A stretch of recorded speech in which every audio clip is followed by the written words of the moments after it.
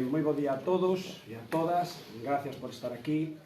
Isto chamase Conversas no Lar, é un programa ideado polo Lar de Unta, fundamentalmente para as redes sociales. Por eso ven aquí todos estes artefactos, o móvil grabando e estas cousas. Isto está sendo emitido ahora en directo polo Facebook do Lar de Unta e posteriormente será colgado no resto de redes sociais do Lar, no YouTube, etc. Entón, a parte do acto presencial con todos vostedes aquí en directo, pois seguramente o verán moita máis xente.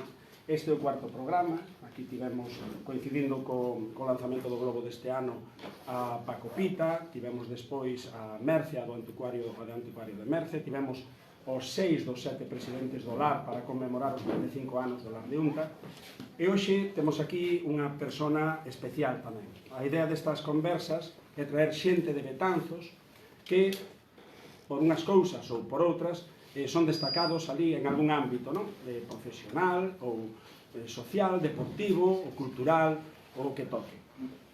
Neste caso, e enmarcado dentro das xornadas de arquitectura e patrimonio, pechámolas con Alfredo Elias. Alfredo casi non precisa presentación, porque vexo que moitos de vós xa o conocedes personalmente. É excusado falar da importancia de Alfredo durante casi 40 anos neste concello, coa labor que fixo, tanto no que foi toda a xestión do Museo das Mariñas, non só a xestión, senón o impulso do museo, o impulso tamén que deu ao arquivo, que foi un exemplo para moitos outros concellos de Galicia, e que ademais colaborou el en varias provincias coa Xunta de Galicia en poñer a andar tamén e en xestionar todos eses arquivos, e, por suposto, da biblioteca. Entre outros méritos, tamén tuvo a digitalización dos fondos, que tamén contribuiu a modernizar e a poñer ao día todo eso, e tamén a accesibilidade da xente a todos eses documentos. Alfredo, en estas xornadas o que buscamos é que estas personas de Betanzos, a parte do seu mérito profesional, pois achegar un pouco tamén a persona aos veciños. Moitos conocemos a algunhas xentes porque de vista, por entrar en un negocio ou por outra serie de cuestións, pero igual o lado máis personal coñecémolo menos. Entón, eu outro día comentaba a Alfredo que nos atopamos paseando e decíalle, non, é que isto non é unha conferencia, isto non está pensado como unha lección de nada, sino que está pensado máis ben como unha charla, e para iso vamos a iniciar un pouco a charla con Alfredo, primeiro falando del, e depois falando de cuestións de Betanzos, de cuestións que tamén teñen que ver co patrimonio, lóxicamente. Ele é un historiador, é unha persona que ademais fixo moitos traballos a nivel personal, non solamente a través das institucións que de alguna maneira xestionaba, sino nel mesmo sobre o patrimonio de Betanzos.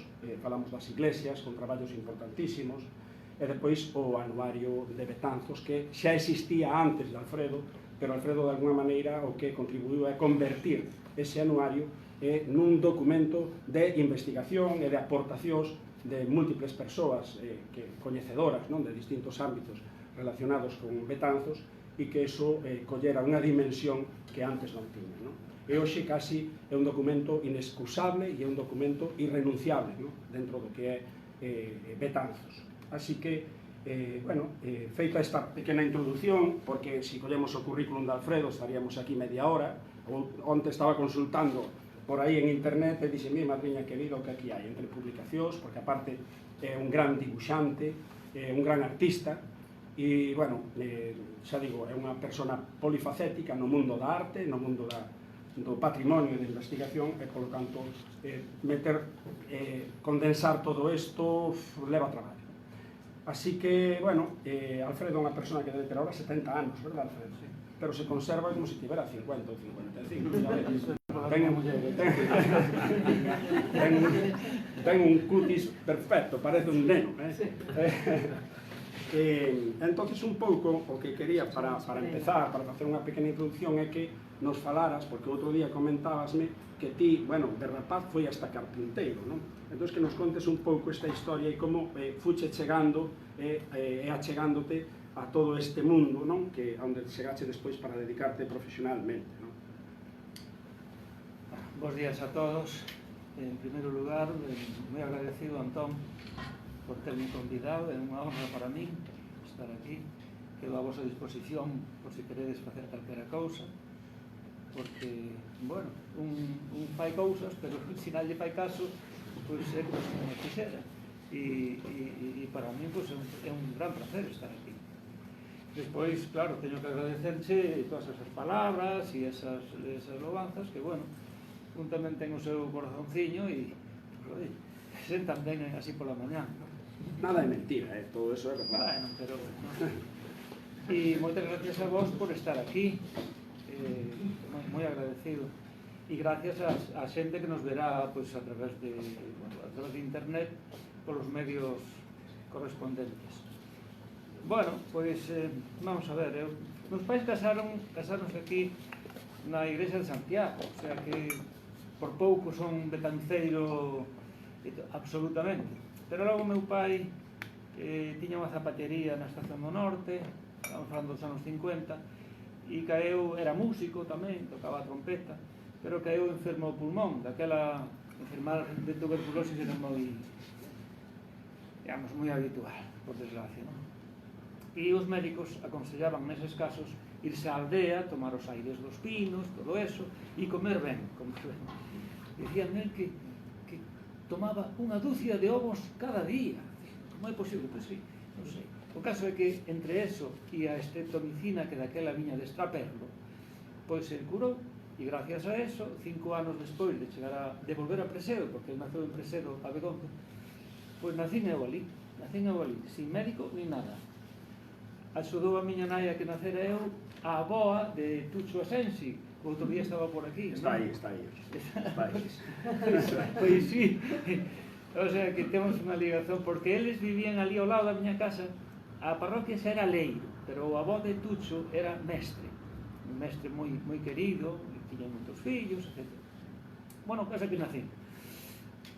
Eu nacín no neolítico, paleolítico, neolítico, sí. Porque recordo a chegada da modernidade a Presedo, o sea, aí chegou, recordo a primeira radio, había unha casa, e a xente, íbamos todos a esa casa a escoitar o desfile de estrellas. Bueno, os rapaces non escoitábamos nada, soábamos por ali e tal, pero os maiores con o gallo de escoitar ese famoso programa, pois iban ali, o sea, a chegada da radio. Acórdome de que na casa había candiles de carburo e cousas, o sea, a electricidade non estaba moi sólida tampouco. Acórdome a chegada dos tractores. Despois acórdome tamén que os camiños e carreiros, sobre os camiños, convertíronse xa en pistas. Estaba areón, entón, bueno, se ensanchaba e empezaban a cousas tal. E logo máis adiante, sobre todo cando ven a democracia, cada vez que había eleccións, pois había que asfaltar as pistas e poñer luces en todos os camiños e carreiros que había. Entón, me acordo desa... É dicir, que é unha cousa. E daí chegamos ao tempo de hoxe, porque eu, por as miñas responsabilidades despois no Concello, pois me interesou, claro, ter a axuda de que non tiña persoal prácticamente, bueno, a axuda da tecnoloxía, e os anuarios brigantinos, os 38 que dirixin, tamén os maquetei. Primeiro maqueteinos a bella usanza, nunha mesa con cristal e uns fluorescentes por debaixo, cortando os rollos, pegando, bueno. E despois, cando veo o ordenador, e teño o primeiro ordenador de IBM na casa que comprei eu, personalmente, no Concello, en 1981.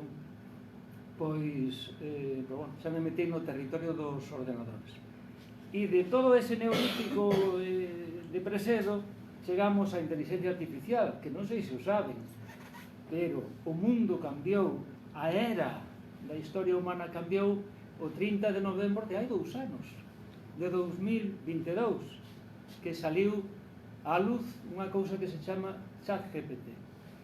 Bueno, pois, esa un pouco... No medio hai moita outra historia. Xa, pero mira que se iba a decir, ti como chegache, como che deu de pasar, de ser, digamos, que un estudante tardío, non? Que accedeu tardíamente, non? Os estudios de bacharelato, non? Como que me comentabas o outro día, a despois acabar dedicándote a isto. Por que a isto e non a outra cousa? Pois por unha unha serie de circunstancias que moitas non foron nin queridas por min, o sea, o mundo me foi botando así, non? En primeiro lugar, eu salín da escola aos 12 anos. Bueno, a escola era unha maravilla. A escola estaba en Presedo, na miña aldea. Nada de coller un autobús e ir para un campo de concentración, non. Era unha escoliña, ali os nenos, as nenas, a maestra tiña moi boa fama e viñan nenos de parroquias veciñas tamén. Salíamos da escola, roubábamos froitas, xogábamos ao fútbol, pelexábamos, todo eso, pero esa foi, digamos, o paraíso que eu viví e que agora os nenos das aldeas non viven. Bueno, pois aos 12 anos salín da escola porque a mí me parecía que era xa hiperadulto e empecé a traballar de carpinteiro nun fabriquín que chamaban de carpintería, había varias persoas traballando ali, non cobraba nada, traballei 2 anos, unha carpintería máis ben bruta, carpintería de obra, andaba nos tellados, facía pisos, metía puntas todo eso. Hasta que tuve a inmensa sorte de meter unha macheta nunha perna. Non cortei a perna de todo, metei a punta da macheta, de milagro, pero tuve uns meses na casa. Non fui ao médico ni nada, pero estaba na casa. A casa era unha taberna, xa naquela. E viñan os... E xa dibuixaba, que é unha cousa do dibuixo que enlaza outra vez coa voz de Tucho Asensi. Porque eu cando penso, pero eu por que dibuixo? Porque no deseo, vamos a ver, non había ninguén que dibuixara, non? Un día, e iso me quedou moi grabado na cabeza, un día enseñoulle meu pai unha pizarra, porque daquela había pizarra e pizarrillo nas escolas, os vellos o recordaréis, e enseñoulle un dibuixo que era unha maceira con mazás, unha tontería de nenos sin máis importancia, pero o home este, don Antonio, digo, ai, que ben dibuxa este rapaz, oye, moi ben, tal cual, oye, aquero a min, e creo que é como se me inxectara algo aí, e eu a dibuixar como un tolo. Ahora teño unha neta que fai o mismo, curiosamente, de 7 anos, está en Xapón.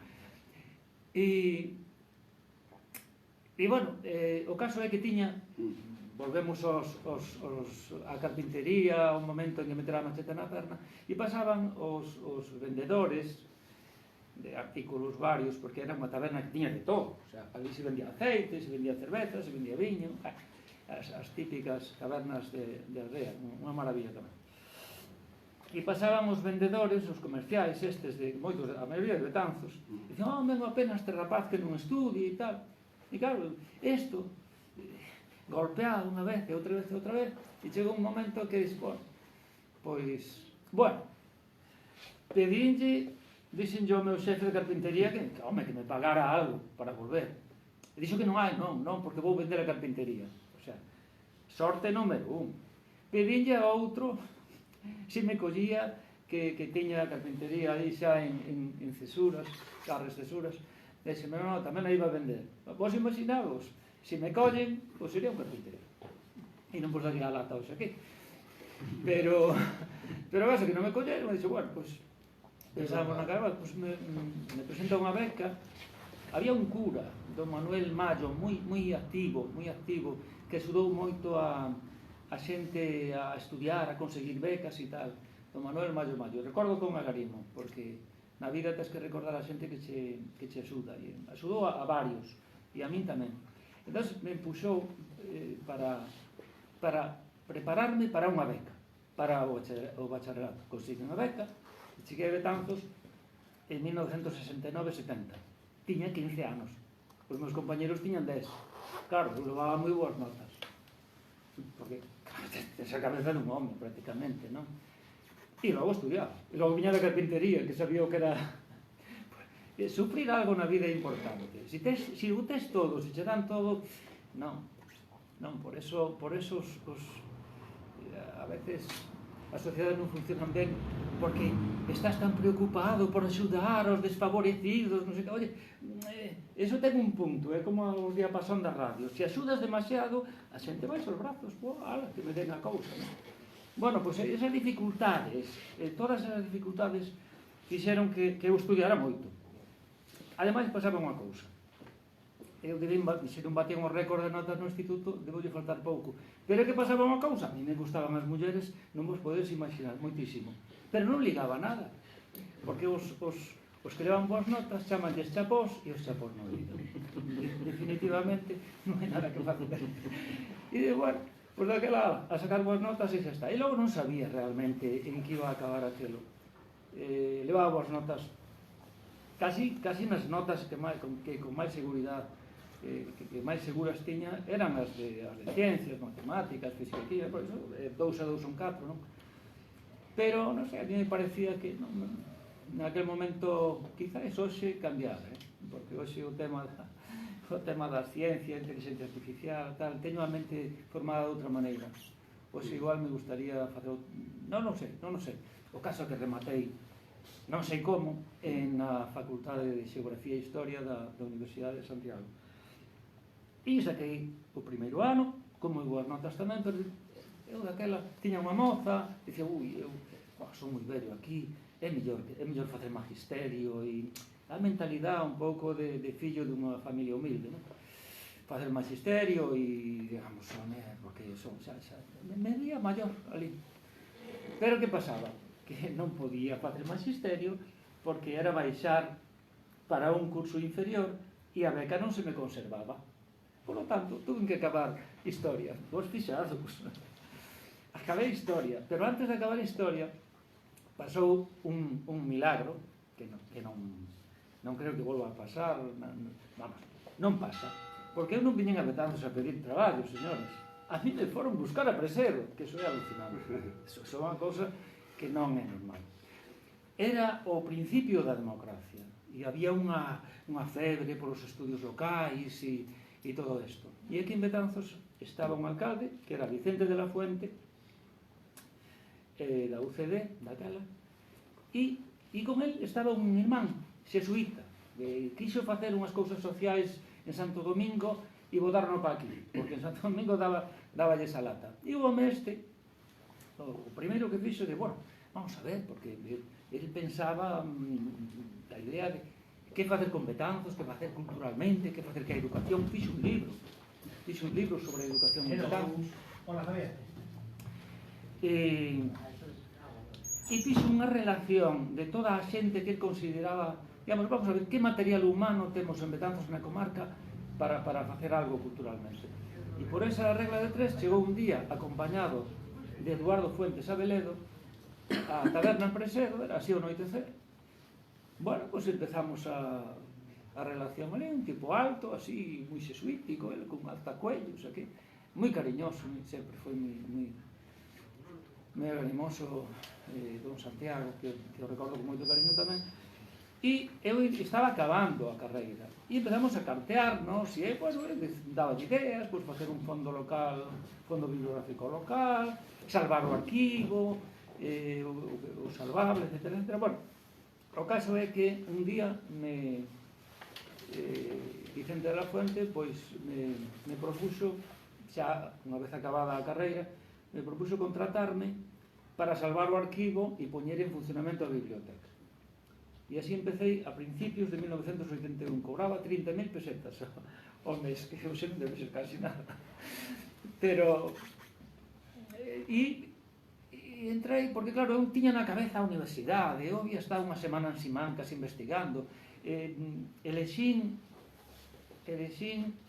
non porque me interesara especialmente a historia moderna, que esa é outra, eu fundando tumbos no tema das especializacións, pero era o mellor departamento daquela. Don Antonio Eiras Roel era o catedrático, estaba moi ligado a École de altos estudios francesa, etc.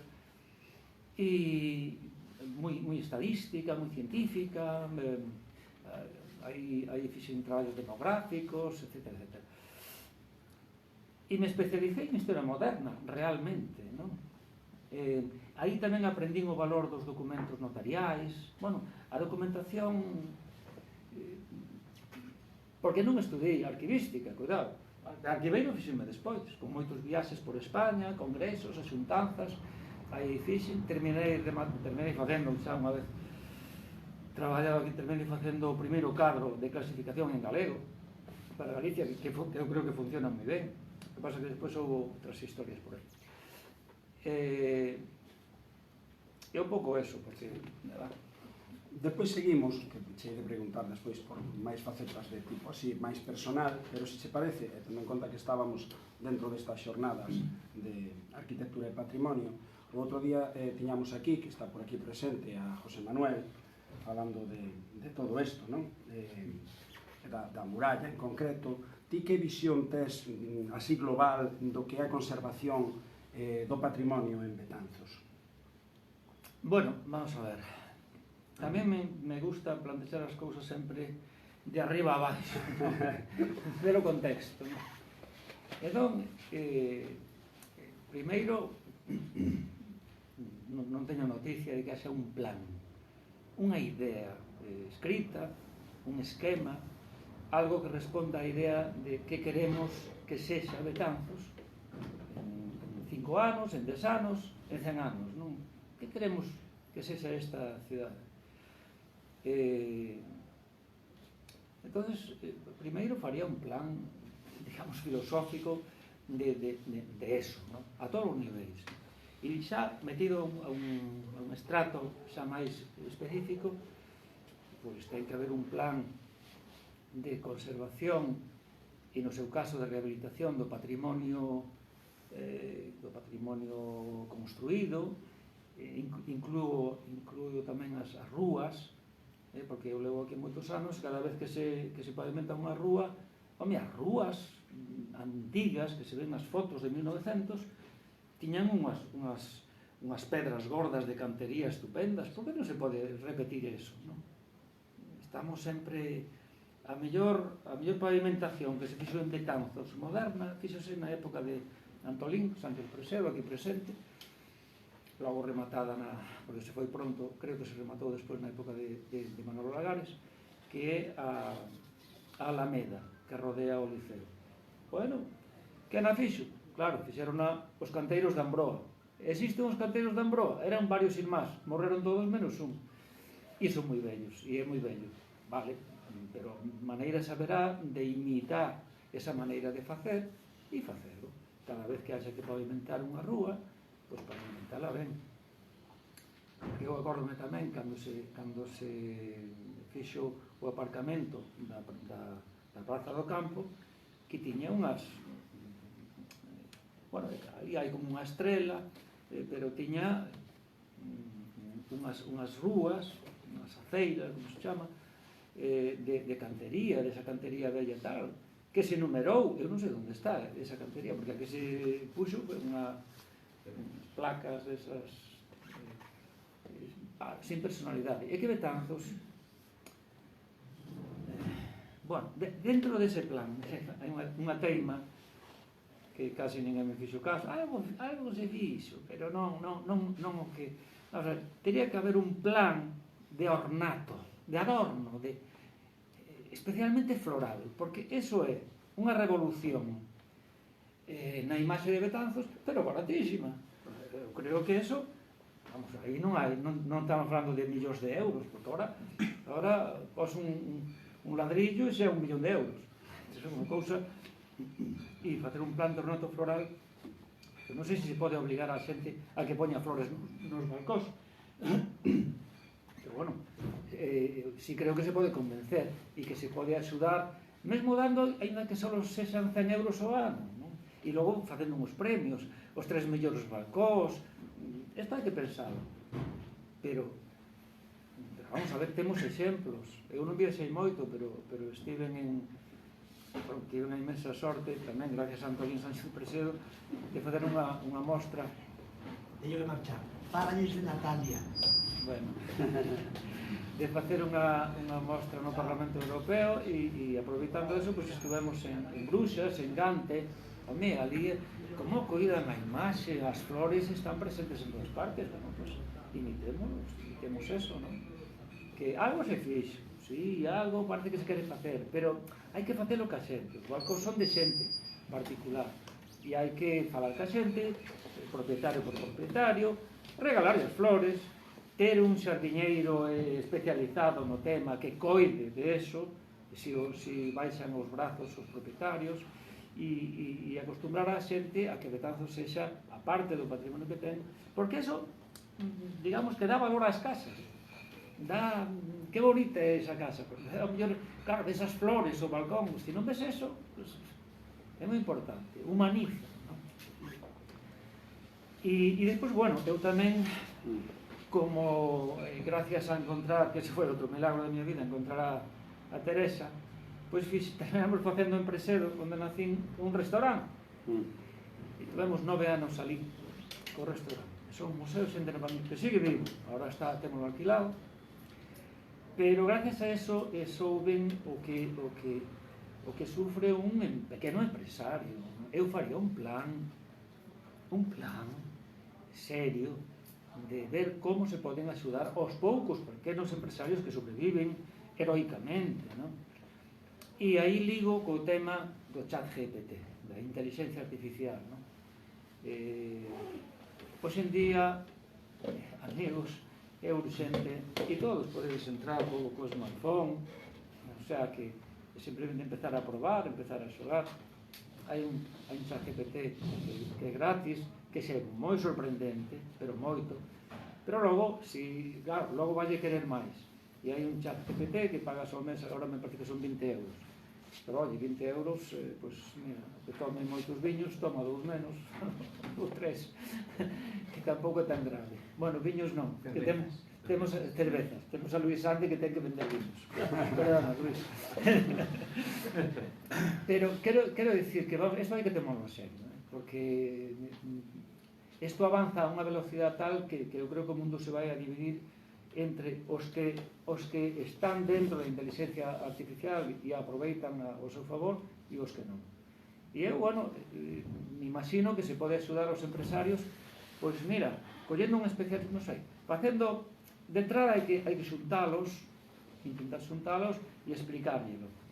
E logo nunha segunda fase, eu creo que se pode coller un especialista, ir empresa por empresa, e que o especialista este, eu creo que 2 ou 3 días, e ao mellor lle sobran, porque consiste en que o especialista faga que lle perdan o medo a eso e que lles construa o que se chama un GPT personalizado para a súa empresa. Cada empresa personalizada para eso.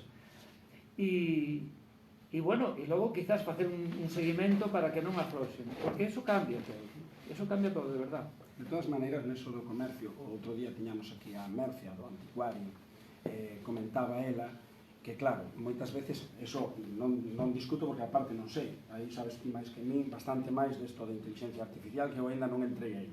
Pero, aparte, despois hai temas do día a día reais, non? Ela comentaba que, por exemplo, hai moito comercio cerrado no casco histórico tamén polas rendas altas que se piden, non? Entón, a mellor era algo que había que tamén traballar, porque alguén que comeza con un negocio e cos gastos que xenera hoxe, ti sábelo, iniciar calquer tipo de negocio, ao mellor non lle sé entre unhas cousas e outras, e se as rentas de baixos que están aí cerrados, ou pasades aí pola Rúa Travesa, xa sabemos que houve, digamos, con os tempos de crise, non? Que todos os negocios pequenos pasaron mal, proliferación de grandes superficies, a venta por internet, etc., etc., pero que se ainda encima se teñen aí uns locales parados, estarán mellor, digo eu, alugados, ainda que seña un precio máis asequible, que non cerrados, porque iso ademais xenera o deterioro do que é o propio edificio, non? Donde están ubicados. Non sei, ti que opinas?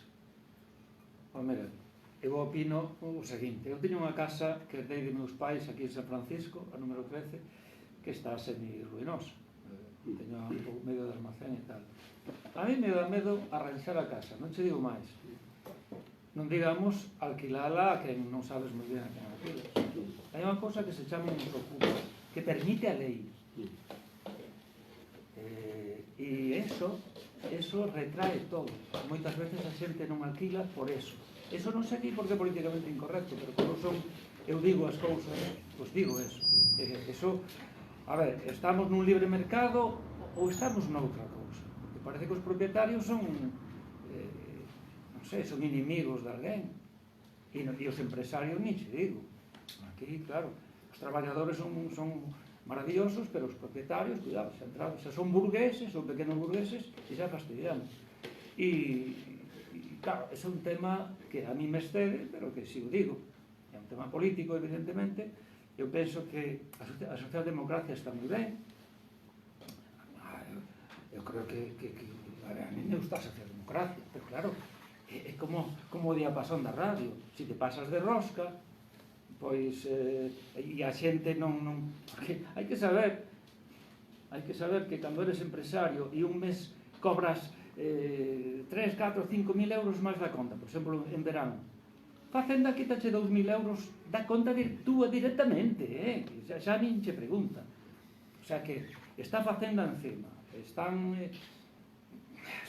moi difícil, por eso desaparecen as empresas, non? E ti dicías, sería ben que o alugaran, sí, pero seguramente non o alugan por eso.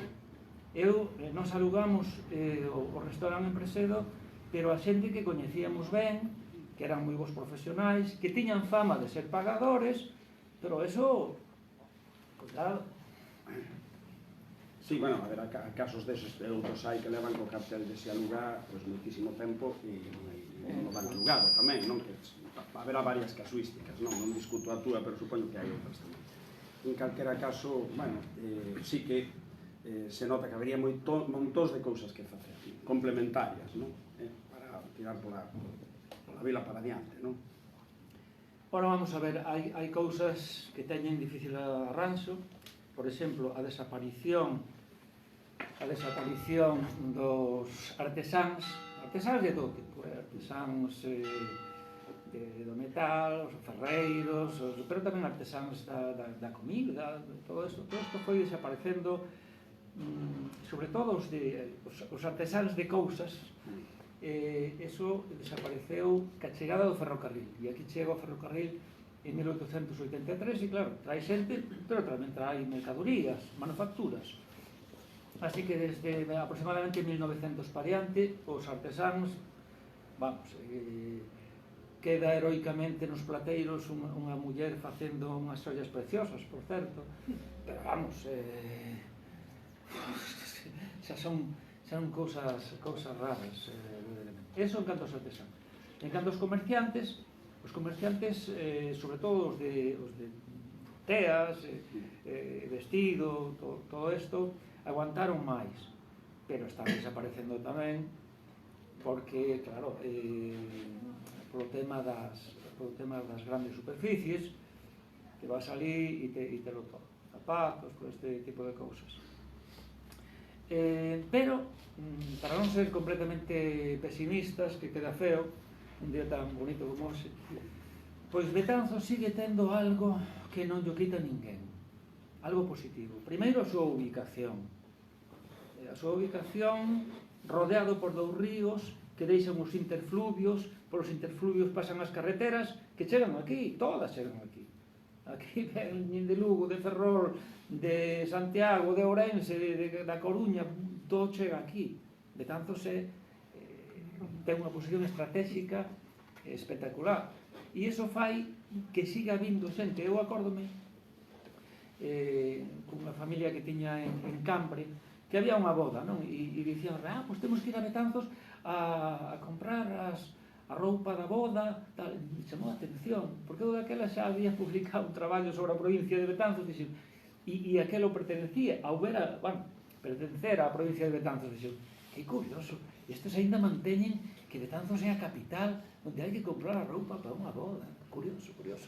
Eso está na mente da xente. Aquí a xente ven aquí. Logo están as feiras, que ainda están vivas, como sexa, pero están vivas.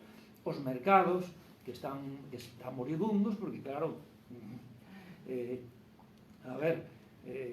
veñen 4 persoas das aldeiñas, e eso, non sei como se pode axudar a esa xente, é verdade. Eso, porque aí ChatGPT me parece que non vai facer moito, e é unha pena, porque é o que queda do Betanzos medieval, realmente. A sociedade viva do Betanzos medieval son os mercados semanais, eses dos sábados, xoves e martes. verdadeiramente, eu cando vexo esa xente, vexo a miña xente, vexo a miña nai aí. Recordo unha vez que a miña nai de Presedo tiñamos ali unha pavieira, os melocotóns que chamamos, daban unhas pavías máis bonitas. Bueno, pois ela colleu as pavías, puxo nunha paxeta, veu pola mañán ca paxeta na cabeza andando de Presedo a Betanzos, e a mediodía estaba outra vez en Presedo. Veu a vender as pavías. Era unha cousa espectacular, non? E esa é outra cousa, mira, naces na aldea, naces nunha familia humilde, bueno, pois esa é unha sorte. Dice, home, mellor non nacer nun pazo, cunha familia rica, non sei que. Pois mira, para saber o que é a vida e para saber o que costan as cousas e para saber que para chegar a determinadas cousas necesitas unha autodisciplina, eso é moi importante, non sabes? Habituarte a facer algo, a traballar, a non estar parado, en fin. Pois eso, é bo ter algunhas dificultades, non demasiadas, porque claro, se non sales dali. E de feito, dali saliron moi pouca xente. Moi pouca xente a salir, quero decir, salir a estudiar, porque ese é o que che abre a mente, abreche a mente.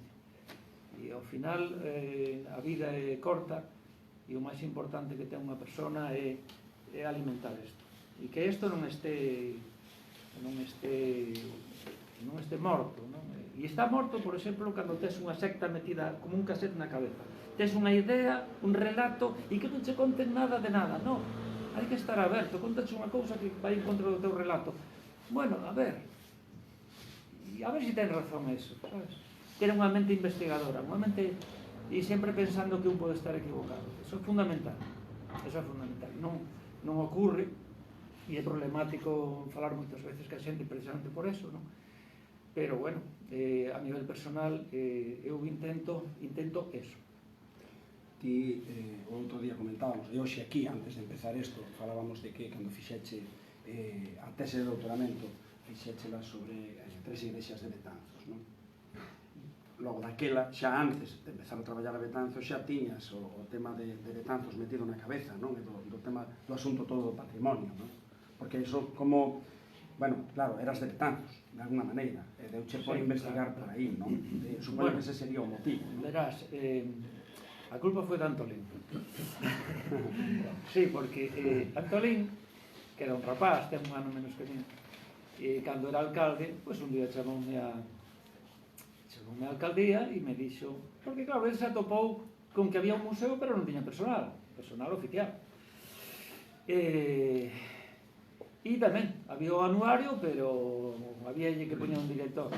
E eu, naquele momento, acababa de ganar a plaza por oposición de arquiveiro bibliotecario. Entonces, ele dixome, mira, bueno, me dixo así con un tono non moi imperativo, pero algo imperativo a mí me pareceu, que había pensado en nomearme, ademais de todo eso, director do Museo das Mariñas e do Anuario Brigantino. E iso tamén me cambiou a vida, claro, porque eu dixenlle que, bueno, pois sí, pois vale, o que ti queiras, non? Eu acababa de chegar, tamén tiña ganas de demostrar que se eu estaba aí con esa plaza era para algo, non? Tamén tiña esa necesidade psicolóxica de demostrar que o Concello non facía ese esforzo por nada. E daquela me atopei co museo que se inaugurara en 1983 e eu collín a plaza tamén no 83 porque pasou unha cousa, eu entrei no 81 a traballar, pero do 82-83 fun a Mili, tuve que deixar o traballo porque non fixera a Mili e estuve en Colmenar Viejo, despois no Goloso, en Madrid, onde está a Brunete famosa, e recordo que desfilei diante de Felipe González y Serra a primeira vez que foron a un cuartel. Eu ali estaba de soldado, girabas a cabeza así, ibas co cerne aquí, bueno, volvo, andaba con un saco cheo de libros na Mili, pero claro, estaba preparando a oposición, bueno, consigo a oposición. E en maio, me parece desto, pues me atopo con Antolín, novo alcalde, xa non era Vicente, era Antolín, non nos conocíamos moito, sí, algo, sí, xa tiñamos algunha relación, e recordo algunha cousa garimosa que recordo, que non direi aquí pero si algunha cousa xa tiña de Antolín. E bueno, ao nomearme iso, eu me atopo cun museo que se había inaugurado e unha serie de pezas medievais por ali, varios sepulcros e tal e cual. Eu tiña que darlle un sentido a eso. E ao darlle un sentido a eso, empecé a estudiar eso. Empecé a dibuixar eso. Nos primeiros dibuixos arqueolóxicos, o meu primeiro creo que é de 1984. Por aí. E bueno, pues aí, por exemplo, me atopo, porque xusto nese momento, hai coincidencias, se publicara un libro sobre o pleito Tavera Fonseca, a transcripción da documentación do pleito Tavera Fonseca. E ese pleito, que se dá a principios do século XVI, remite á última gran guerra irmandiña de 1467-69. Bueno, e eu me atopo con un sepulcro que pon Afonso de Carballido, mercador. E miro no índice do pleito Tavera Fonseca. Home, aí me atopo a Afonso de Carballido, que era alcalde de Irmandade. Bueno, resulta que é a única imaxe dun líder irmandiño que temos en Galicia, non? Ademais da súa muller, Clara Sánchez, que empecé lendo mal o nome de Clara, logo tuve que corregirlo por así. Colasa, bueno, son cousas que pasan porque están medio escacharradas estas historias. Me fun especializando no tema da lectura da epigrafía baixo medieval, terminei, logo con esa especialización, terminei dibuixando todos os sepulcros de San Francisco da Coruña e publicándos tamén. Bueno, o caso é que houve unha necesidade de meterme eu aí. Logo traía o dibuixo arqueolóxico, todo se foi xuntando. E logo, claro, dirixiu o Honorio Brigantino, tamén había que alimentalo. E entón iba publicando cousas no anuario. Aí, así pasaron os anos, hasta que me empecé a dar conta, home, teño aquí un montón de cousas das igrexas, o mellor isto podía ser outra historia. E aí coincidiu nun congreso en Ourense, con un profesor meu, Núñez Rodríguez, Manuel Núñez Rodríguez, que lle comentei sobre a posibilidade de se podería eu facer unha tese doctoral en arte medieval, que non me especializara en arte medieval, oi, me especializara en historia moderna. Dixeme, sí, por suposto, tal, non sei que. Dixe, home, pues mira, que xa eso me dou un aire e empezamos, bueno, xa empecé a facer os papeles e empecé xa a enfilar cara a realización da tese doctoral, que rematei lendoa no 2014, o sea, que non hai tanto, non? O sea, botei casi toda a vida facendo a tese, primeiro sin sabelo e despois sabendo, pero esa foi un pouco a historia. Bueno, mira, supoño que en todas as fases, en todos os traballos, e sobre todo levando 38 anos, non? Supoño que tiveche distintas fases, distintas valoracións temporais, non? De como iba a cousa, tiveche altibaixo seguramente, non? O mellor, a nivel posiblemente de apoio institucional, de recursos, de cousas destas, non? Porque seguro que houve momentos en que o pasache mal tamén. Non? Puntualmente sí, porque Chus sabe que os Esperela somos moi emotivos. E ao mellor unha pequena cousa, que é unha pequena cousa, objetivamente, pero que me dixo este home, desas pequenas cousas, sí, pero na realidade eu non podería, vamos, agora vir aquí a falar mal de ningún alcalde, é que todos, date conta, a mí me nomeou ese home e seus cargos, pero, por exemplo, do museo e do anuario me podían quitar outros alcaldes, perfectamente, ninguén me quitou, o sea, me deixaron facer a labor, así que ti a día de hoxe, por exemplo, e digo... E deixame facer un paréntesis importante, porque ademais está un pouco pachucho, tiven un concelleiro de cultura espectacularmente bo, que é Pachico. E rindolle un homenaxe aquí tamén a Pachico, porque con Pachico é moi doado a traballar, e non solamente me fixo doada a cousa a min, senón tamén a todas as entidades culturais de Betanzos, e tiñas todas controladas, pero en positivo. Entón, bueno, pois... Ti, agora, como unha reflexión, pero xa desde o punto de vista físico, eu creo que o museo é precioso, está nun lugar maravilloso, pero non crees que, ao mellor, pode haber unha sobreconcentración de cousas aí en ese convento? Me refiero, por exemplo, que ao mellor non sería bo que a biblioteca tivera ao mellor outro tipo de instalación, ao mellor en outro lugar, non sei, que reflexións fastides do coñecemento interno do asunto. Verás, sería unha cousa moi importante para un concello pequeno e con poucos cartos, que a concentración abarata os costos de persoal, por exemplo. Ali un director de todo, oye, pois anda por todo, sin problema. Ahora, se tes unha biblioteca aquí, o arquivo aló, tal cousa, xa se empeza a complicar, e empezas a necesitar máis xente. A pregunta é, claro, porque eu descoñezo, pero os espazos, por decir, de almacenamento e todo eso non se ven saturados, non sei como están. Non, eso se... Non sei como están. Obviamente hai que dicir que agora non pinto nada, directamente. Ahora hai un sucesor, que ademais é un bon profesional, e supone que o fará estupendamente. Digamos que, vamos a ver, ali hai espazos.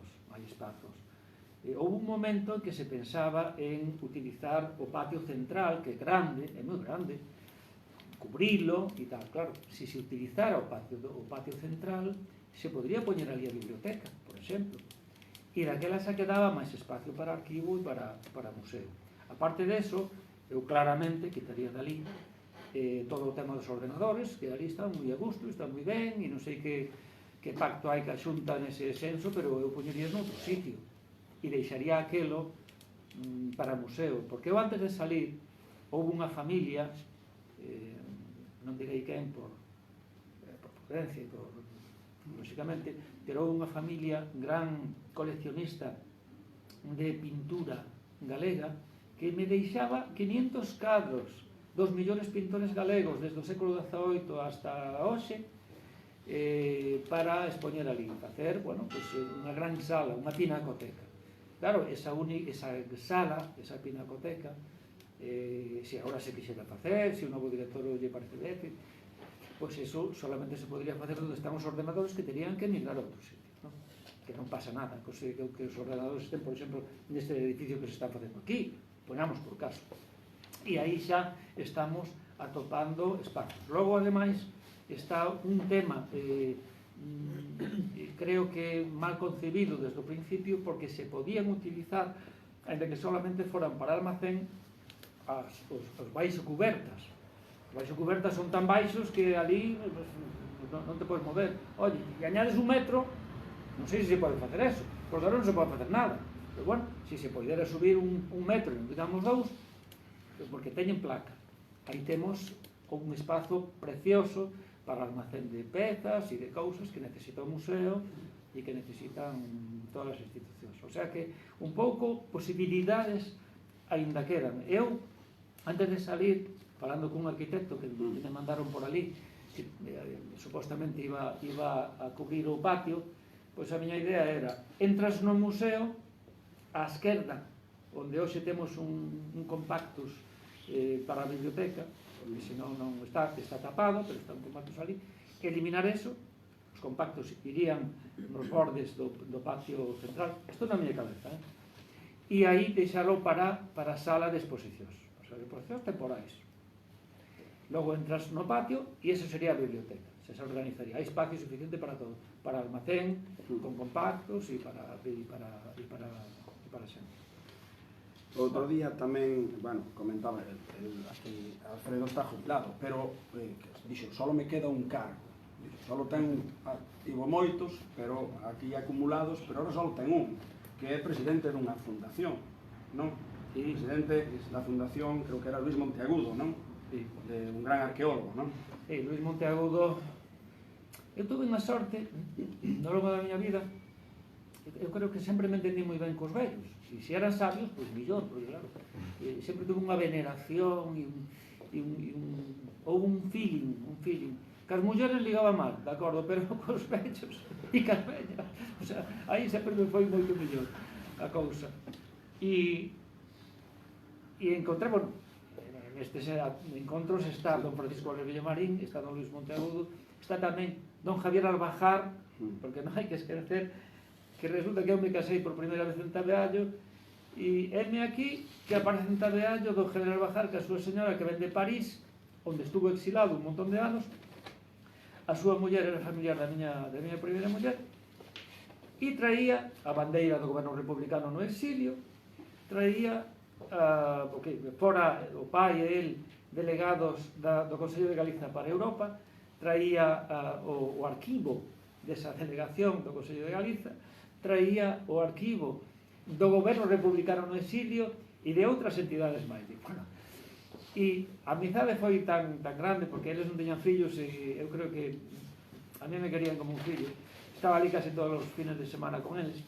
El logo foi alcalde en Carral, pero tuvo unha enfermedad degenerativa e bueno, e para animalo pois ideamos propoñerlle que publicara no Anuario Brigantino, e publicou 5 ou 6 traballos fundamentais para saber o que foi o Consello de Galiza, porque outro día no Parlamento fixeron un acto onde consideraron que Castelao fora o primeiro presidente de Galiza. Bueno, pues foi, porque foi o primeiro presidente do Consello de Galiza, que era o goberno de Galicia no exilio.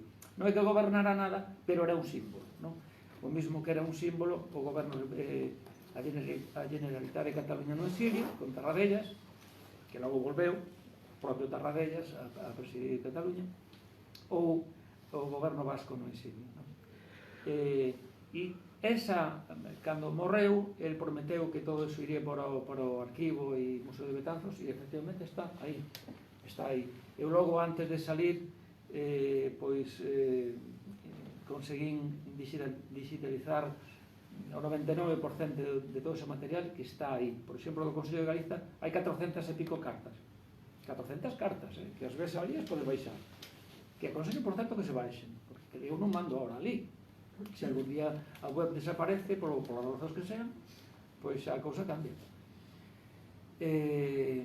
A pregunta era, non sei. Sí, a pregunta era da fundación del Fundación Luís Monteagudo. Bueno, isto veu porque Don Luís forma parte dun grupo de venerables cos que me topei na miña vida. Bueno, Don Luís Monteagudo atopei nun día en Presezo, atopoume a min, apareceu por ali un señor con unhas gafitas, unha pinta de alemán, o tipo era da Coruña, pero tiña pinta de alemán. Falaba alemán, publicaba en Alemania, estuvo moito tempo en Alemania, era moi así. Pegouse. Sí, se lle pegou moito. E apareceu por ali, porque ele había ali unha montaña, dixo, allí tiene que haber algo, falaba castellano, tiene que haber algo e tal, e resulta que eu estaba pintando o meu primeiro óleo ali. E chamou a atención, me pareceu un tipo pintando cousas e tal. Bueno, e enseñei un castro, fui con el por ali, era director daquela do Museo Arqueolóxico da Coruña, e xa a amizade xa arrancou aí e nunca máis se perdeu. Logo xa o coñecí moito máis, vi que era un dibuixante espectacular de arqueolóxico, da escola alemana, por suposto, cos códigos alemáns a esos efectos, e eu, bueno, a miña maneira, pois, collín eso.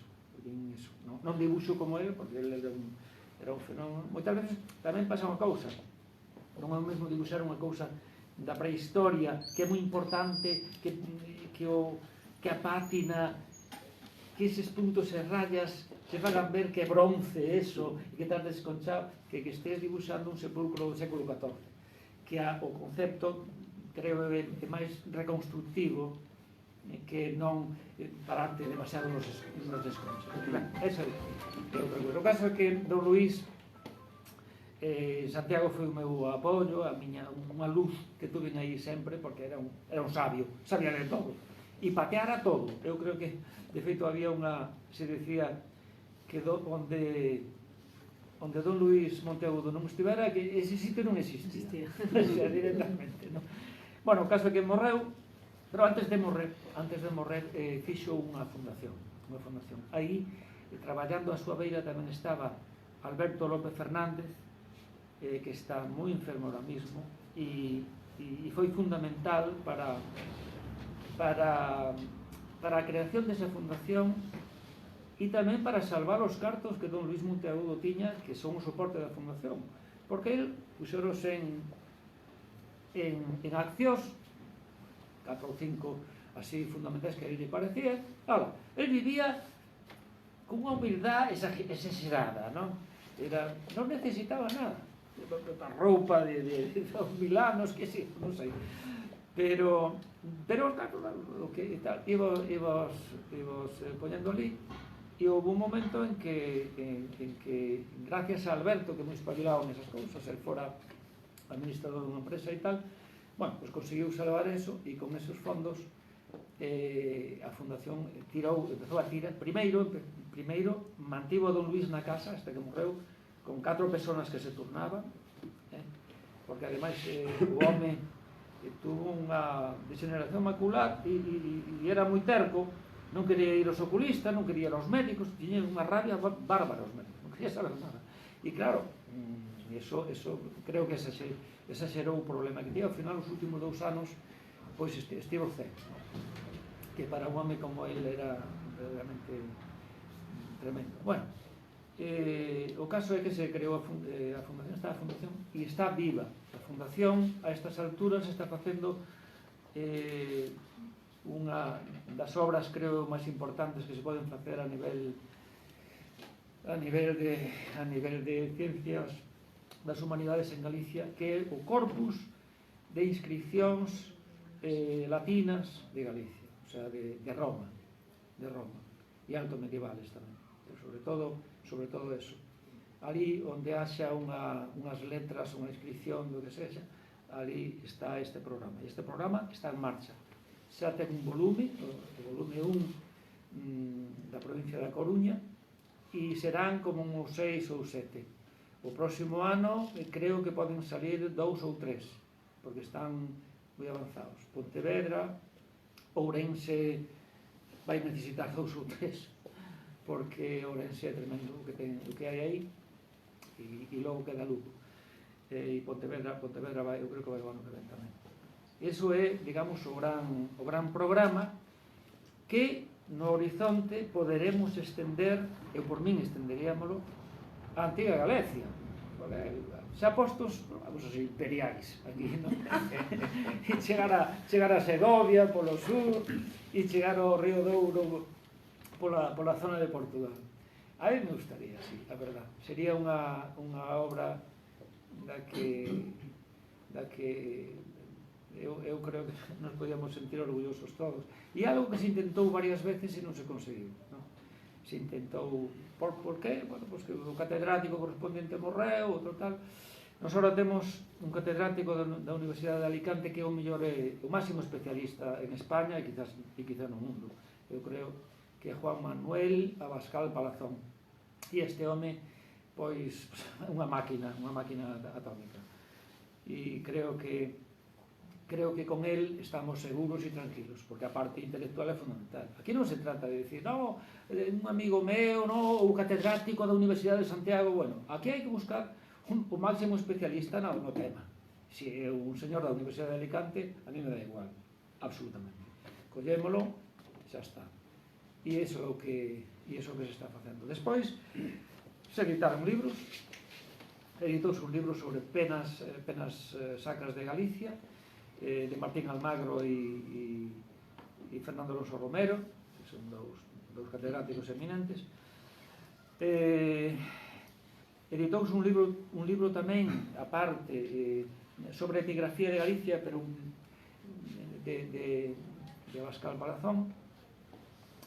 Editouse un libro de Xosé María Veiga sobre as romarías das Mariñas, que leva moitos anos estudiando eso, indo a cada romería, sacando fotos, falando cos vellos, e por fin conseguimos que se publicara. Eso vai ser un documento consultable constantemente no futuro, porque as romerías, como tantas cousas, están en proceso de desaparición. E nas romerías está probablemente, porque as romerías non é só vas á misa ali que está o cura, a romería ten tamén a fonte do santo. A fonte do santo, que santo? Sí, pode ser un santo cristiano, pero que aí detrás hai un culto prerromano, sin dúbida, e isto hai moito en Galicia, e outro tipo de cousas. A este respecto, no tema do patrimonio, volvo ao patrimonio de Betanzos, tamén está o patrimonio inmaterial, que eu tiño na cabeza. Estamos facendo ahora mesmo patrimonio inmaterial, ¿no? Porque temos caducidade e guardar guardar a historia da xente, bueno, non ten que ser xente que se luza ou que se lucir, a historia dun paisano que foi a Suiza, non sei, é unha historia importante, sabes? E como falan,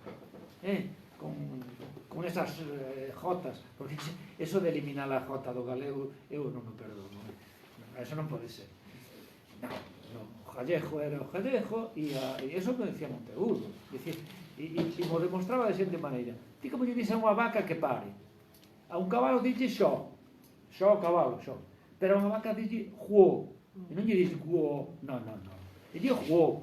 Dice, pois, esa palabra é vaca en indoeuropeo. O sea, que lle está dicindo, se dices juo vaca, dice vaca dúas veces, en indoeuropeo e logo en latín, digamos, adaptado ao galego. A mí non é cousa, aparte da fundación, que sei o presidente, de alguma maneira coordina as cousas, faz de seguimento, ti, personalmente, en que estás? Porque seguro que estás en algo agora mismo.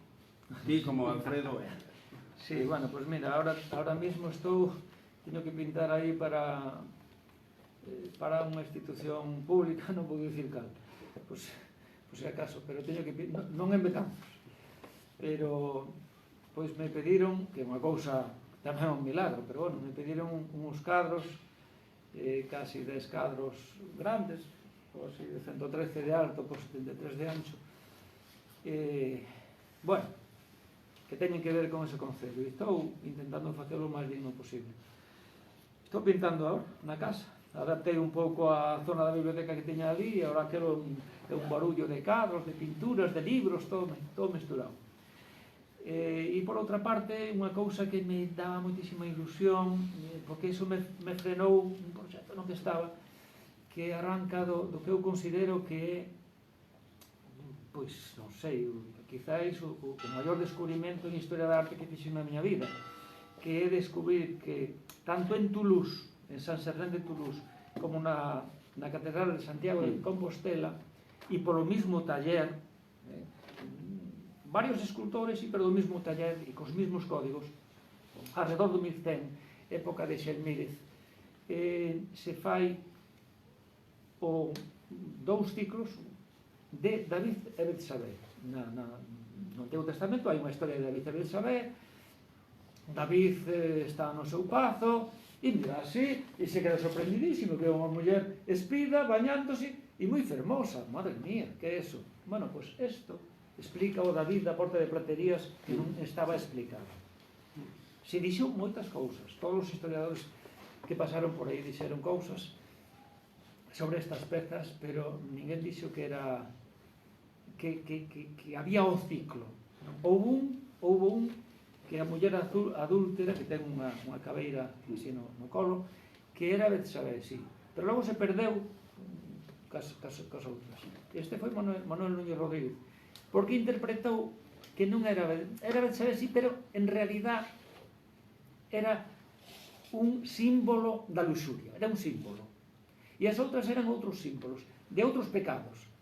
Se foi por aí e sí, verdad? Porque en realidad hai unha Betsabé tentadora que ten unhas uvas aquí así baixo os peitos, e iso está no Cantar dos Cantares tamén, que fala dunha muller fermosísima que ten peitos como racimos, como acios de uvas, non? O sea, que é moi fermosa, pero ademais ten o pelo revolto, se parece moito á muller adúltera, claro, porque é a mesma, claro, e está así, xira a cabeza, pon ollos, e isto descubrín que era un dos símbolos da prostituta, da muller, da rameira, non?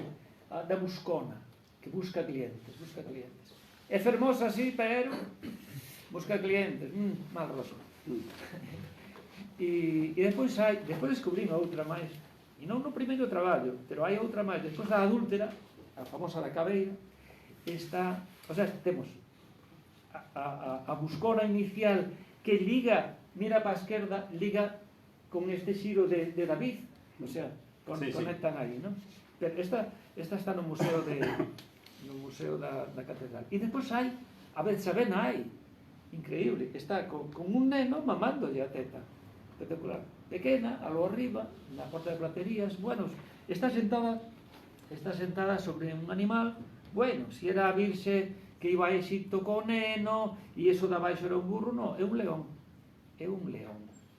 É un león. E vais a repetir tamén na última, a que eu chamo Betsabé suplicante, que está mirando o ceo, sentada tamén sobre un león e cun cachorriño de león. Todo isto é simbólico e hai que lelo en cruz, porque aí me di conta tamén que había que facer un traballo que teño pendente, que é unha tipoloxía de lecturas iconográficas, porque atopei tamén en Betanzos cousas que ninguén di na maneira de leelas. Isto hai que lelo en cruz. O cachorro de león é un neno, é un bebé, e o bebé é un cachorro de león. Que nos está dicindo o home sin poñernos unhas letras? Que o cachorro de león é fillo do rei León, sobre a que se sentan estas dúas últimas, e que é o rei David. É simbólico todo. E entón queda todo 2 e 2 son 4, e queda clarísimo. E, bueno, e hai máis cousas alrededor desto, pero eu quería ampliar eso e estou neso. Estou dibuixando toda a porta Miguelín de Toulouse e outras cousas que teñen que ver con esta historia, e estou intentando dibuixar toda a porta de Platerías e o que queda da porta norte. E con eso facer un libro, ou facer 2 ou 3, non o sei. Pero estaba ilusionado con eso, moi con eso, pero bueno, agora estou ca pintura e teño que ir acabando. Bueno, eu, como isto tamén ten un tempo máis ou menos limitado, vamos ir rematando. Eu espero que a xente que nos está vendo polas redes en directo, e que nos vai a ver despois, e moita desta xente que xa te conoce, e algúns xa saben de todas estas historias que contaches, seguro, pero hai outra que non. Espero que puidéramos contribuir un pouco a un coñecemento máis personal de Alfredo. Agora abrimos, se queredes, aos que estades aquí, bueno, uns minutos logo, para que cuidades de decir o que queirades, preguntarlle, opinar, ou podedes incluso insultarme, non pasa nada. Teño preparado para todo. Sí. Parabéns a meu querido Alfredo Arias e tamén pola iniciativa desta asociación destas fermosas conversas. Eu quería preguntarche desde a túa amplia sabia experiencia cal é a razón ou as razóns pola que moitas cidades españolas que teñen un patrimonio histórico artístico non hai a implicación necesaria nin da cidadanía nin das institucións. Pregunta amplia. Sí, unha pregunta amplia, pero tamén se pode parcelar. Hai como, ahora que estamos todos parcelados en comunidades autónomas, hai comunidades que coidan e hai comunidades que non coidan.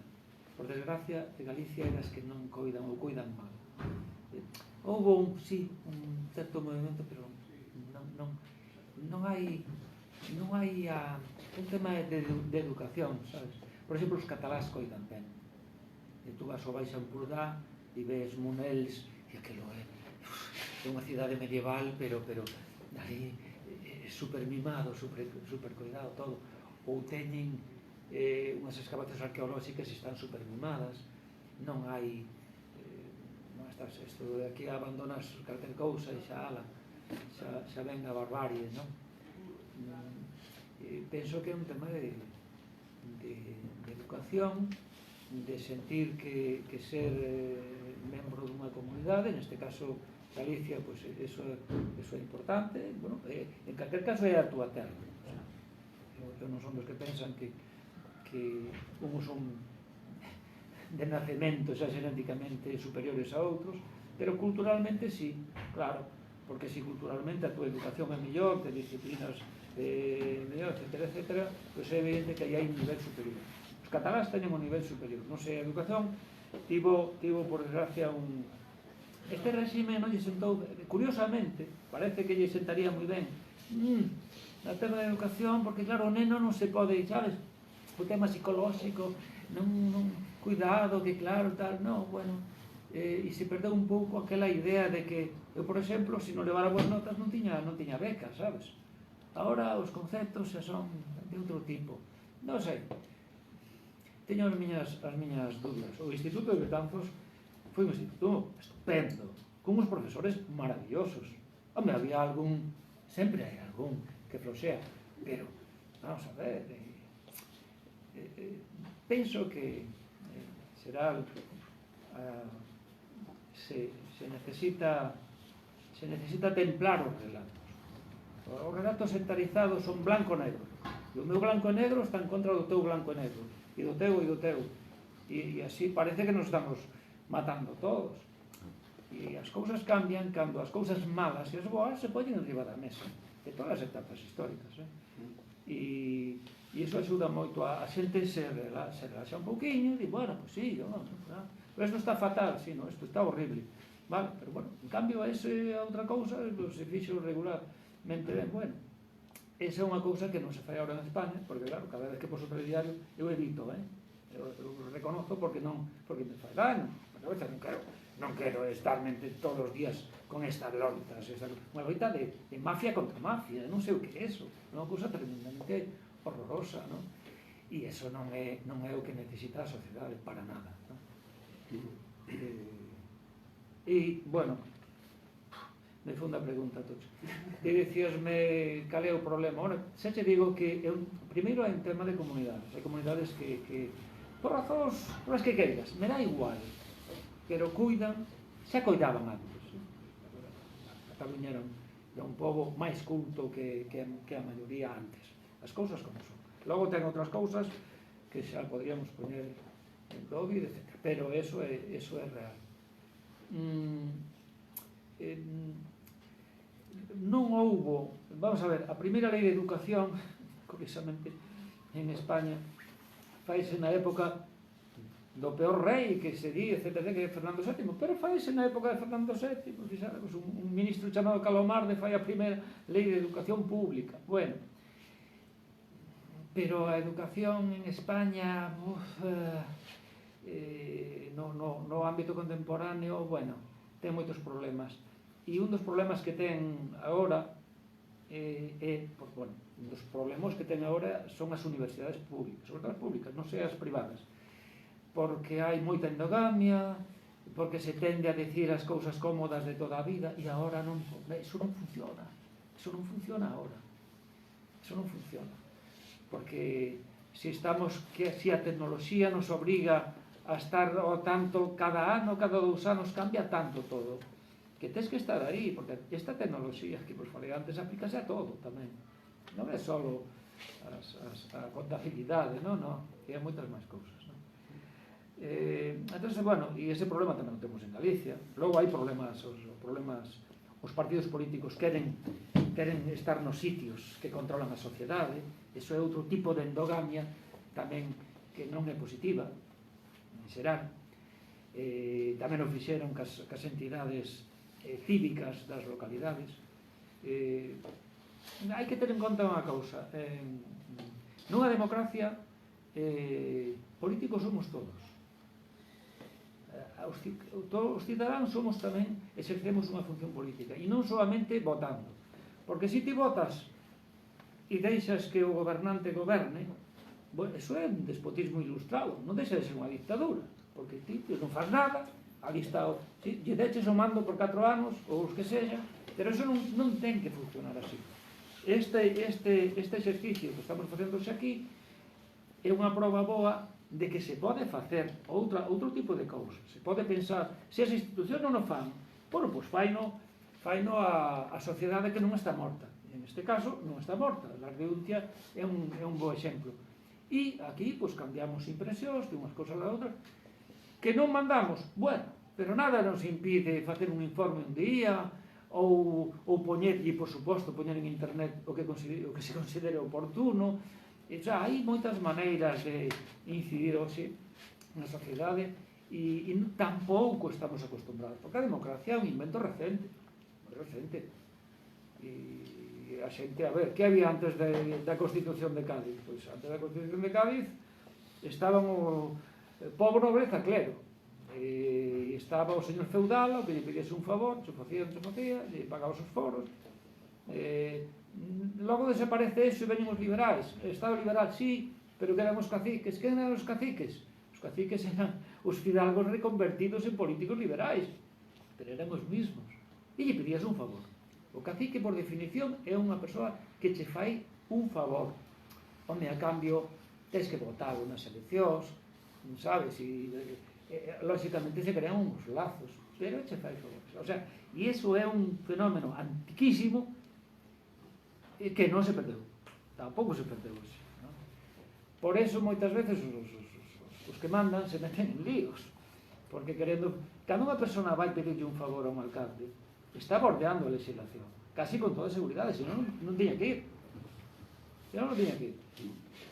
E bueno. Sí, bueno, eu quería falar dun proxecto moi querido de Alfredo, un dos proxectos, dos últimos proxectos antes de xubilarse, que foi o intento de recuperar o tramo do Camiño Norte de Santiago, que ven de Vilalba a Betanzos. Todo partido dun artigo que publicou no Anuario Brigantino, isto que non é no 19, verdad? Penso, bueno, non me acordo exactamente. Bueno, é un artigo moi detallado, de case un cento de páxinas, pode ser moi xeográfico, digamos, que ten o trazado do antigo Camiño de Santiago. É verdadeiramente, tamén colaborou no traballo Veiga, pareceme, non? Puchesti, Veiga, exacto. Entón, pasou do artigo á realidade facendo o percorrido do camiño dese tramo do Camiño de Santiago, que fixemos entre varios, pero el, digamos, era o maestro de ceremonia. E despois dese percorrido fixe un informe que foi elevado, informe de todos os alcaldes dos diferentes concellos, 6 ou 7 concellos polos que pasaron, e foi elevado ás autoridades, á Xunta e a Iglesia. A Iglesia recoñeceu ese camiño de forma pública en Betanzos e ao punto de dar a Compostela os peregrinos que fixesen ese camiño. Pero parece que a Xunta, as autoridades, non fixeron nada. Cal é a situación nestes momentos desa gran iniciativa de recuperación do patrimonio histórico de Betanzos? Sí, a situación é que a Xunta non respostou, silencio. O sea, pues está claro que non... A ver, que pasou aí? Hai que irse á época de don Manuel Fraga e o momento en que ven o boom que crea el co seu conselleiro Portomeñe e tal, pois do Camiño de Santiago, xacobeos. Nese momento actívanse os camiños xacobeos e cando chegamos ao Camiño Norte, que eu creo que é o máis antigo de todos, por lógica, non? Porque hai que ter en conta que o Camiño xacobeo é algo que fan fundamentalmente os reis francos, os reis franceses, e fano xa contra o Islam. O mismo que a arte románica. Se non se entende eso, non se entende. Porque de pronto, boom, xurde a arte románica e tal. Bueno, está o Islam e está ligado tamén ás cruzadas, que tamén están contra o Islam. E daquela ese Camiño Norte ven por todo o Cantábrico, chega a Ribadeo, de Ribadeo pasa a Mondoñedo, de Mondoñedo pasa a Vilalba, e de Vilalba chega a Betanzos. Eso por riba dunha vía romana. Cuidado. Bueno, pois na época de don Manuel, pois el considerou, porque xa sabedes que o goberno de don Manuel Fraga, todos os veranos, me parece, pois había un mes que iban a Sobrado e facían ali un cousa interna, tiña moito agarimo por Sobrado. E, porque era el, e punto, pois fixo que o camiño que chegaba a Vilalba fora para Sobrado.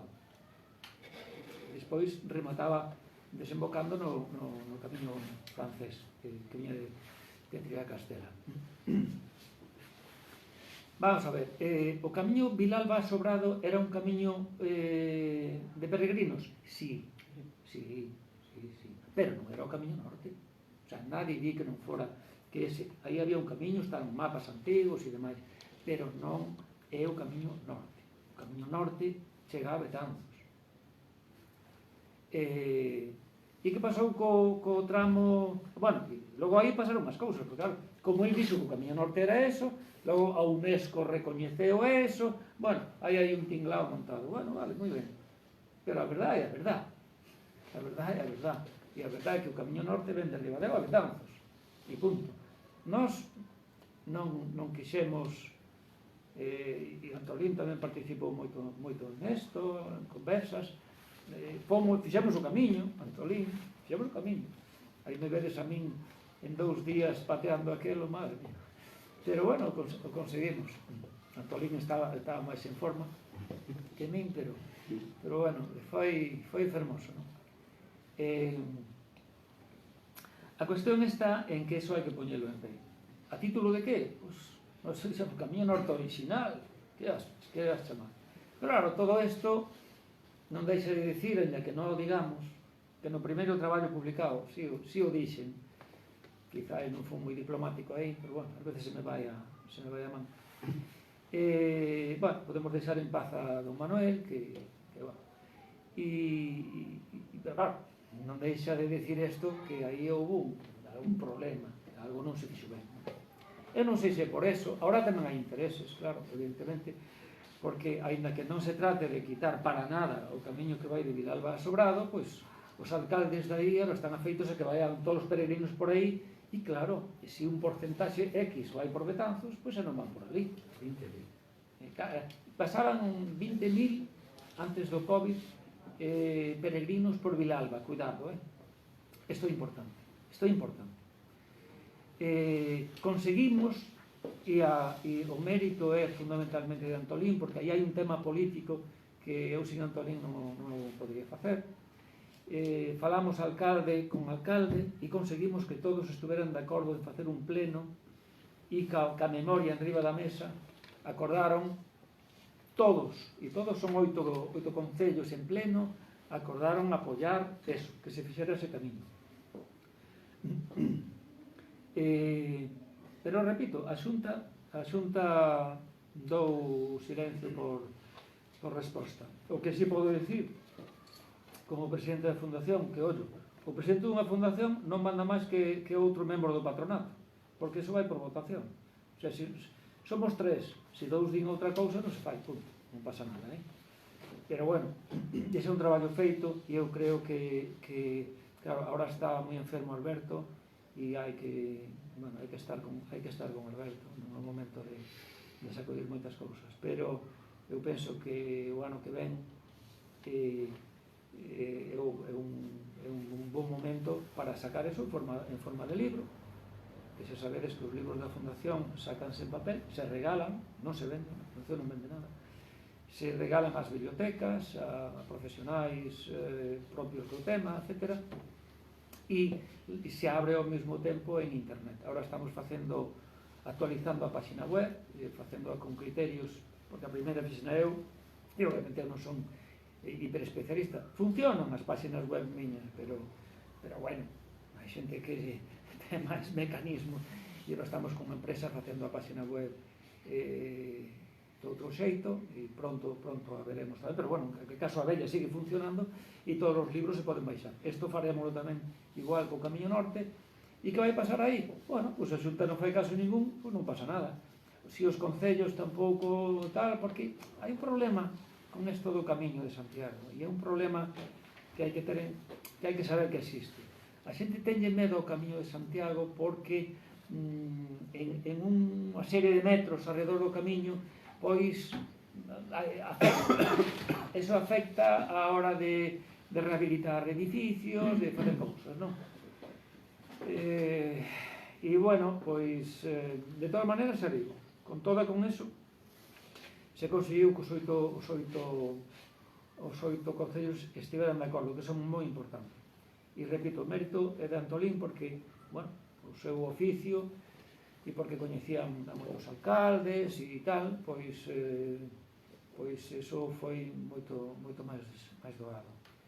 Eu creo que é a típica cousa de que nós facemos o que podemos, nos vamos a volver tolos, e logo a sociedade civil ten un papel, porque nada nos impide, unha vez que saia o libro, incluso antes, pero bueno, unha vez que saia o libro, porque o libro tamén rectifica algo, o trazado do primeiro traballo, non? Pateamos máis a fondo e houve que rectificar algún trazado. Ben, non pasa nada. Pero nada nos impide, por exemplo, os de la Ordeuntia vamos facer o tramo Vilalba-Betanzos. activalo, non? E darlle luz e dar unha charla e non sei que, Recollemos a idea, sabes? Bueno, Isidro, e a ver si vamos xa rematando, senón nos vamos a tempo, Que consideras que é o período menos do que posemos menos coñecimento da historia do Concello? Menos coñecemento? Menos coñecimento, cal é o que ten máis... Home, vamos a ver, Castrexo, non? hombre, o Castrexo, por suposto, non hai coñecemento porque non hai documentos, tampouco hai un ara romana do castro de Untia. Logo, a mí me asombra que se faga unha obra aquí ao lado, eu non sei se se fixo un seguimento arqueolóxico, quero pensar que sí, pero bueno, estamos en pleno castro, aí podía haber unha casa castrexa, podía haber ese tipo de sensibilidades, eso sempre me faltou a mí. Necesitamos que haxa unha zona do castro virxe, que eu creo que algunha queda, onde se poida excavar e sacar 3 ou 4 casas castrexas, como zona visitante. Temos o de Castro, da Xerpe... Bueno, logo hai outros, claro. Mira, a Fundación podería estar en condicións por si mesma ao millor de mercar e poñer en excavación un castro destes. E temos un arqueólogo en nómina, moi bo, que lle mandamos facer un informe de todos os castros, digamos, que rodean a Betanzos, digamos, da comarca, non? Pero non temos moi claro, porque aí hai un problema, e non chegamos aí. Tamén a enfermedade de Alberto López influiu, e logo que todas as nosas enerxías agora están metidas no programa da epigrafía, no corpus epigráfico de Romano de Galicia, non? Pero eso se podría facer. Necesitamos pasar un xeorradar previo antes de meternos en líos e mercar unha cousa con biológica que non hai nada, xa aí debaixo, non? Por qué? Bueno, porque se cultivou durante 2000 anos, por lo que sexa. E hai varias posibilidades, claro, se non fan que mercar o castro sea imposible.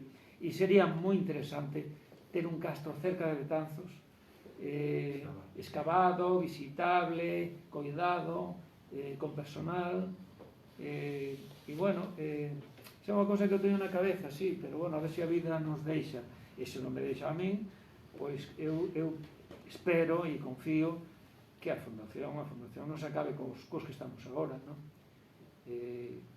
Vamos a ver, pero xa digo, nos falta claridade do seu radar para decir este castro é o ideal, porque por localización temos algúns maravillosos, non? Está o de Tiobre, o de Illobre, aí arriba, está o de Tiobre, que eu creo que é onde está a igrexa, ese está moi desfeito, non sei, eso me parece que está desfeitísimo, case non se adivina.